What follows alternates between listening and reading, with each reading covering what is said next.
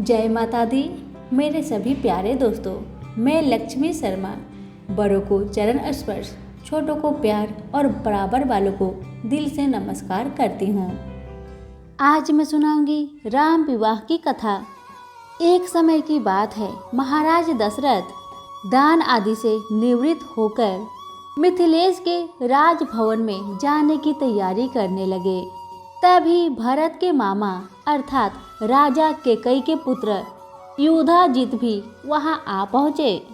अभिवादन तथा कुशल समाचार जानने के लिए औपचारिकता के पश्चात उन्होंने केकई नरेश का संदेश देते हुए कहा, महाराज, हमारे पिताजी को भरत को देखने की उत्सक्त इच्छा हो रही है, अतः कृपा करके आप कुछ दिन के लिए भरत को मेरे साथ उनके नैनीहाल में भेज दे। इस संदेश को लेकर मैं अयोध्या गया था, किंतु वहां पर ज्ञात हुआ कि आप जनकपुरी में गए हुए हैं, इसलिए मैं भी यहां आ गया। महाराज दशरथ ने युधाजित का समुचित सत्कार किया और उन्हें सारा वृत्तांत सुनाया। फिर उन्हें लेकर ऋषियों, मंत्रियों एवं बंधु बांधवों सहित यज्ञशाला के द्वार पर पहुँचे। थोड़ी देर बाद नाना प्रकार के आभूषणों को धारण किए हुए रामचंद्र अपने भाइयों भरत, लक्ष्मण और शत्रुघ्न के साथ उनके पास आकर खड़े हो गए। गुरु वशिष्ठ जी ने जनक के पास जाकर कहा, हे विदेहराज महाराज दशरथ, अपने पुत्र के साथ अंदर जाने की अनुमति दे। इस पर महाराज जनक बोले, हे महर्षि, इस प्रकार अनुमति मांगकर वे मुझे क्यों लज्जित कर रहे हैं? वे अयोध्या के ही नहीं, मैथिलीपुरी के भी स्वामी हैं और मैं तो उनका अंकीचन दास हूँ। क्या कभी स्वामी अपने सेवक से आज्ञा मांगता है? उनसे कहिए चारों कन्याएं विवाह वेदी पर प्रतीक्षारत है, वे निसंकोच अंदर पधारने का कष्ट करें। शुभ लग्न का समय भी हो रहा है, मैं स्वयं चलकर उन्हें सादर ले आता हूँ। इतना कहकर वे महाराज दशरथ के पास पहुँचे और उन सबको यज्ञ स्थल में ले आए।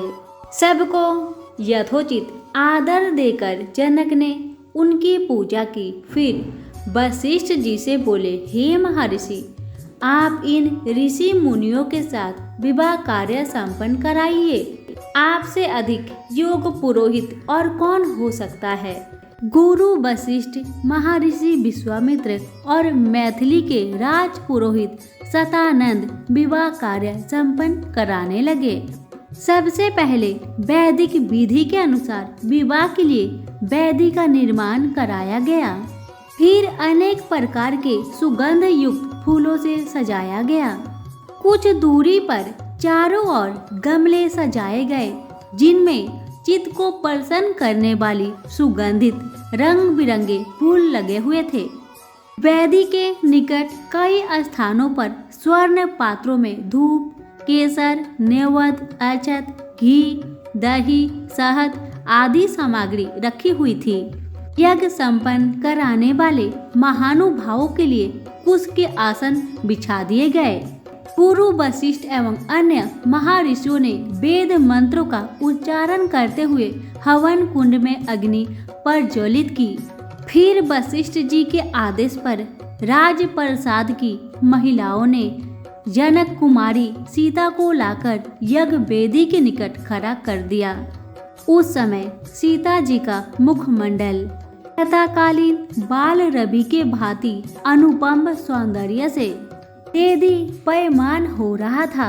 नख से सीख तक वे बहुमूल्य रत्न जटित आभूषणों से सजी हुई थी। संक्षेप में कहा जाए तो उस समय सीता की छवि को देखकर करोड़ रतियों का संयुक्त रूप भी नग्न प्रतीत होता था।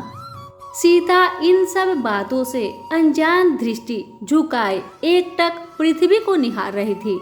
महाराज जनक अपनी लाडली पुत्री सीता को श्री रामचंद्र के निकट खड़ा करके विनीत स्वर में बोले, हे रघुकुल तिलक रामचंद्र, मैं अपनी पुत्री सीता का हाथ आपके सशक्त हाथों में सौंपते हुए ये कामना करता हूँ कि मेरी पुत्री आपकी अर्धांगिनी होकर सदैव छाया की भांति आपका अनुसरण करती रहे। अतः हे कौशल्या कुमार, इसे आप अपनी पत्नी के रूप में स्वीकार करें।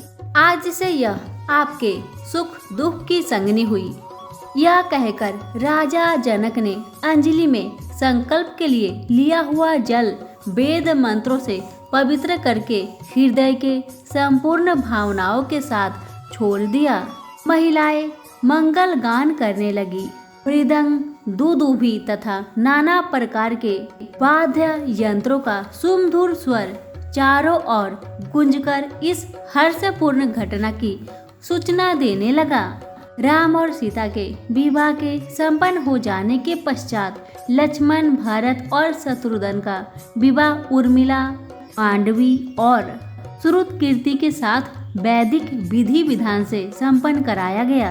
राजा जनक अपने नेत्रों में स्नेहपूर्ण अश्रु भरकर बोले, हे अयोध्या के राजकुमारों, आप चारों भाई सूर्य कुल के गौरव, पराक्रमी, धर्मपरायण, तेजस्वी, सौम्य, विद्वान एवं सदाचार के गुणों से मंडित है।